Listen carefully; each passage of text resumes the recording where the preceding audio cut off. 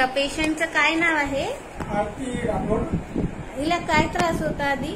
त्याला ते लिहिण्यामध्ये थोडंसं प्रॉब्लेम होतं, लिहिता येत नव्हतं. आणि आम्ही ते बरेचसे यवतमाळ डिस्ट्रिक्टचे आहोत. माझे नाव राठोड आहे, विजय राठोड. आणि आम्ही यवतमाळ डिस्ट्रिक्टला आम्ही चेक केलं बरेचसे डॉक्टरच्यावर. आम्हाला तेवढं काही कळत नव्हतं. आणि तेव्हा एका डॉक्टर आम्हाला ते कल्पना दिली की तुम्ही नागपूरला BN डॉक्टर आहे, त्या डॉक्टर सरांकडे जा आणि कोणताही तुम्ही म्हणजे टेन्शन न घेता तुम्ही बिनधास्तपैकी त्याच्याकडे जाऊन तुम्ही त्यांच्या परिपूर्ण ट्रीटमेंट ते चांगलं असते. त्यांना आम्हाला पटून दिलं, विश्वासात आम्हाला घेतलं आणि त्यानंतर आम्ही नागपूरला आलो. BN सरकडे आरती राठोडच्या सुरुवातीला लिहिता येत नव्हतं, त्यांना चालता येत नव्हतं. काय होत होतं तिला? तिला लिहिता येत नव्हतं. त्याला बिमारी होती, ते डॉक्टर साहेबांना त्या BN सरांना कापत होती ती? हो, कापत होती.